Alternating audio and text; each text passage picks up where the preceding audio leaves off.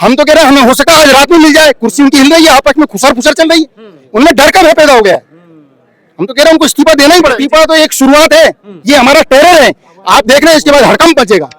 क्या होने वाला, नेपाल बनाएंगे? नहीं, नेपाल हम फिर कहेंगे ये भगत सिंह, चंद्रशेखर आजाद, मंगल पांडे की भूमि है। अभी भरत भूषण तिवारी का नाम देखा होगा, सिस्टम के खिलाफ आवाज उठाई, उसको क्या परिणाम मिला? उसकी हत्या कर दी। हम सिस्टम के खिलाफ आवाज उठाने आए हैं और हमें मरने से कोई डर नहीं है। अगर हम शाम तक घर पहुंचे ना पहुंचे, लेकिन हम उनका इस्तीफा लेकर आएंगे। अगर नीट पेपर लीक के विरोध में यहाँ पर आंदोलन करते हैं और देश का शिक्षा मंत्री यदि हमें दहशतगर्द कहता है तो हम उसको स्वीकार करते हैं और सौ बार स्वीकार करते हैं। हाँ, हम दहशतगर्द ही हैं, हमारी वजह से तुम्हारी सत्ता की जड़ें हिल गई हैं।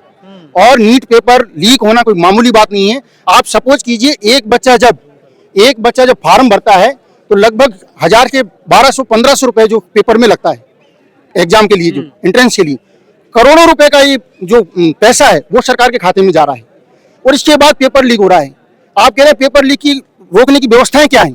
आप देखो कि हमारा डिफेंस सिस्टम को इनको लेना पड़ा। मतलब सरकार के पास कोई नीति नहीं है, कोई नियत नहीं है, पेपर कराने की मंशा नहीं है। अभी महाराष्ट्र में आपने देखा टीईटी लीक हो गया, बच्चों का भविष्य बर्बाद हो रहा है। अगर बच्चों का भविष्य बर्बाद करने के विरोध में अगर हम यहाँ आंदोलन कर रहे हैं और दहशतगर्द हैं, तो हम कहते हैं हम दहशतगर्द ही स्वीकार हैं। आने वाले वक्त में जनता बताएगी कि दहशतगर्द तुम हो या हम। तो धर्मेंद्र प्रधान जी को आप चुनौती दे रहे हैं? बिल्कुल, इस्तीफा उनको देना ही पड़ेगा, 100% देना पड़ेगा। उनको कुर्सी पर रहने का बिल्कुल अधिकार नहीं है। सरकार कुंभकर्ण की नींद में सोई हुई है और उसको जगाने का काम कांग्रेस जनता पार्टी और देश का युवा पूरे प्रदेश से यहाँ पर एकत्रित हो रहा है। किसानों का समर्थन मिल रहा है, क्या कहना चाहेंगे? किसानों का समर्थन, हमें तो पूरे देश का समर्थन मिल रहा है। भाई साहब, आप देखो यहाँ सड़कों पर रात में हमारे जो बहन भाई बेटे यहाँ पर जो है संघर्ष कर रहे हैं, सड़कों पर पड़े हैं और सरकार चैन की नींद, कुंभकर्ण की नींद में सोई हुई है। एसी में और यहाँ हम सड़कों पर पड़े हैं और कह रहे फंडिंग, अच्छा वर्ड याद आएगा, सरकार कह रहे फंडिंग। एक मिनट, फंडिंग कहाँ से आ रहा है? ये पानी की बोतलें, ये केले, अरे सरकार को डूब मरना चाहिए। फंडिंग अडानी, अंबानी, विजय माल्या जो उनकी नाक के नीचे से फरार हो गए, वो कहाँ गई फंडिंग उनकी? नीरव मोदी। ये सब सिस्टम कहाँ है भाई? कहाँ की फंडिंग? आपने और मैंने कलेक्शन करके अगर कार्यक्रम करवा दिया, सरकार को कह रही फंडिंग। हम नीट पेपर लीक के विरोध में और धर्मेंद्र प्रधान जब तक इस्तीफा नहीं देगा तब तक हम यहाँ पर आंदोलन करेंगे। कब तक मिलेगी सफलता आपको? हम तो कह रहे हैं हमें हो सकता है आज रात में मिल जाए, कुर्सी उनकी हिल रही है, आपस में खुसर फुसर चल रही है, उनमें डर का भय पैदा हो गया है। हम तो कह रहे हैं उनको इस्तीफा देना ही पड़ेगा। बीजेपी में कल्चर नहीं है इस्तीफा देने का? बीजेपी में एक मिनट, बीजेपी अटल बिहारी वाजपेयी तक जिंदा थी। अब बीजेपी वो वन मैन पार्टी हो चुकी है, कोई संविधान नहीं बचा है।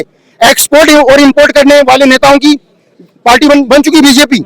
जो आवाज उठाता है उसके विरोध में उसको खरीद लिया जाता है।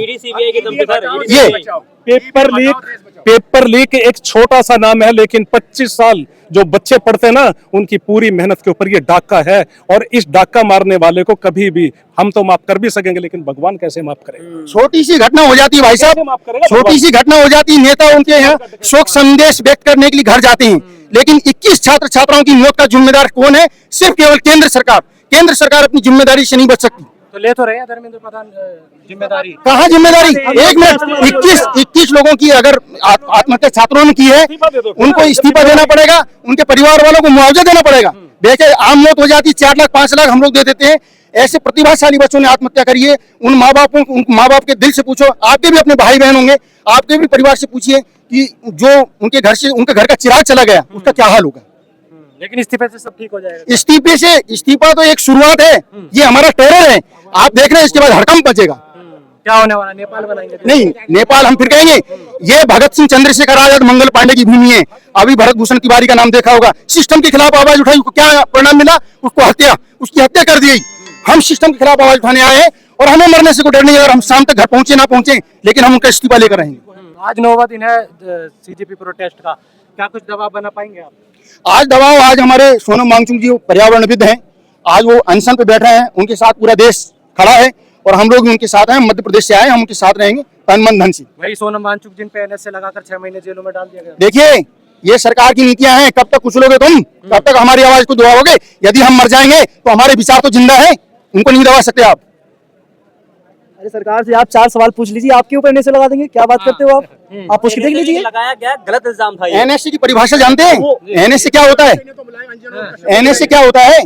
देश को खतरा हो, समाज को खतरा हो, वतन को खतरा हो, तब वहां ऐसे एनएसए लगता है। ऐसे राष्ट्रवादी लोगों पर एनएसए लगाएगा तो समय उनको भी जवाब देगा। हाँ, लेकिन आपको सोशल मीडिया पर एंटी नेशनल बताया जा रहा है। देखिए, हमने आपको पुनः कहा है, हमने आपको फिर कहा है, यदि भ्रष्टाचार, यदि नीट पेपर लीक के विरुद्ध यदि हम आवाज उठाते हैं, तो अगर हम दहशतगर्द और नेशनल एंटी नेशनल हैं तो हमें स्वीकार है, सर हमें टीम भी बोला जा रहा है, हमें टीम स्वीकार क्या है। है फिर? हमें तो ए टीम बोल रहे हैं, बी टीम बोल रहे हैं। बी टीम बता रहे हैं आप। सर हम तो हिंदुस्तान की भगत सिंह टीम है, चंद्रशेखर आजाद की टीम है, मंगल पांडे की टीम है, तात्या टोपे की टीम है, महाराणा प्रताप की टीम है। बोलिए अब क्या कहना आपका, आइए मैदान में आप। इस्तीफा तो नहीं ले पा रहे लेकिन आप। सर इस्तीफा उनको देना पड़ेगा, इस्तीफा देना पड़ेगा। उनकी गोपनीय मीटिंग हो रही है, इस्तीफा उनको देना ही पड़ेगा किसी भी हालत में। आज जो हंगर स्ट्राइक है उसके बाद कुछ दबाव बनेगा सरकार पे? बिल्कुल 100% दबाव बनेगा। आज जो हंगर स्ट्राइक हो रही है, इसका पूरे देश में संदेश जाएगा और पूरे देश के युवा जाग चुके हैं। अब युवाओं को बरगलाना नहीं पड़ेगा। अब युवा हमारे अंधभक्त नहीं, उनकी आंखें खुल चुकी हैं। बहुत आपने धर्म पे राजनीति की, बहुत हिंदू मुसलमान किया आपने, बहुत जात पात किया आपने, बहुत समरसता की। एक चटाई पे बैठा के सबको भोजन किया, फिर लोगों को यूजीसी में बांट दिया, फिर लोगों को जातियों में बांट दिया। भगवान राम का मंदिर बनाया, चंदा खा गए। धर्म के नाम पर कितना लूटोगे? अब जनता जा चुकी है। अब धर्म के नाम की राजनीति अब हिंदुस्तान के अंदर नहीं चलेगी। छात्रों से क्या अपील करना चाहेंगे? आखिरी सवाल है। मैं छात्रों के, जैसे कि इस सीजेपी के संस्थापक है अभिजीत दीपके जी, वो पीसफुल प्रोटेस्ट कर रहे हैं। हमारे खून में नहीं है कि हम हिंदुस्तान की संपत्ति को नुकसान पहुंचाएं, हम पीसफुल प्रोटेस्ट कर रहे हैं। और हम छात्र छात्राओं से कहेंगे उस आंदोलन में पूरा सहयोग करें। और हम 2 लाइनें कहेंगे केंद्र सरकार के लिए कि वक्त को जिसने नहीं देखा उसे मिटना पड़ा है, बच गया गर तलवार से फूल से कटना पड़ा है, क्यों न कितनी कठिन हो, विरल हो, हर नदी की राह से चट्टान को हटना पड़ा है।